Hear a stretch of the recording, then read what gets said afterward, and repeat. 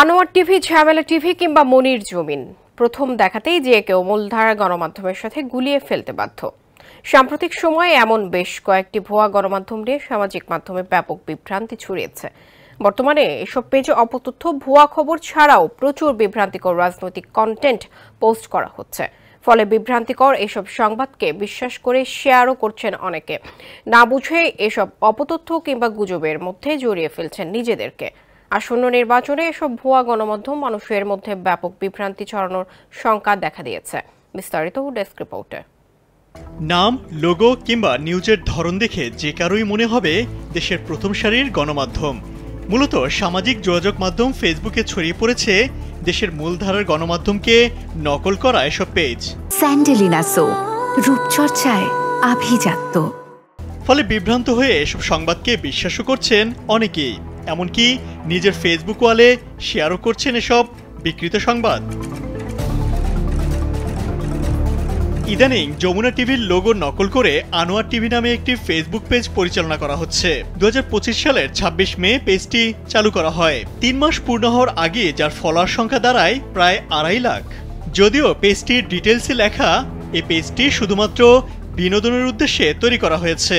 দয়া করে কোনো পোস্ট সিরিয়াসলি নেবেন না, আমরা শুধুমাত্র সমসাময়িক নিউজগুলো সার্কাজম আকারে প্রকাশ করি। এমনটি লেখা থাকলেও এটা নিয়ে ব্যাপক বিভ্রান্তি তৈরি হচ্ছে, কারণ এই পেজ থেকে তৈরি কন্টেন্ট ব্যাপক শেয়ারের কারণে এটা যে ফান কন্টেন্ট সেটা অনেকেই বুঝতে পারছেন না।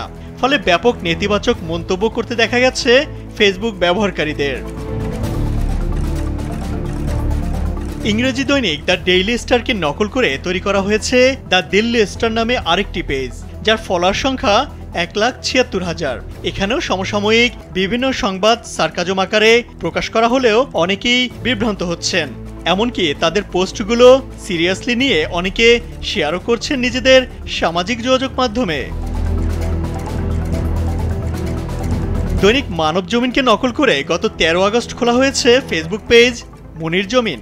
লোগো, ফ্রন্ট অনেকটা একই মূল মানব জমিনের মতোই, যেখানে রাজনৈতিক নেতিবাচক পোস্ট করতে দেখা গেছে। এছাড়া প্রথম সারির পত্রিকা, টিভি চ্যানেল নিয়েও অসংখ্য পেজ খোলা হয়েছে। বিশ্লেষণে দেখা গেছে সাধারণ মানুষ আসল ও নকল পেজ আলাদা করতে না পারার কারণে বিভ্রান্ত হচ্ছেন। ভুয়া খবরের কারণে অনেক সময় দায় গিয়ে পড়ছে প্রকৃত গণমাধ্যমের উপরে। তাদের ব্যাপারে নেতিবাচক ধারণা তৈরি হচ্ছে জনমনে।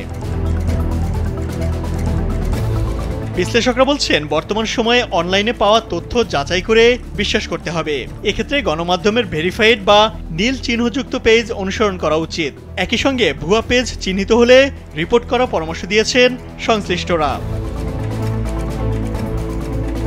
ইমতিয়াজ আহমেদ, কালবেলা।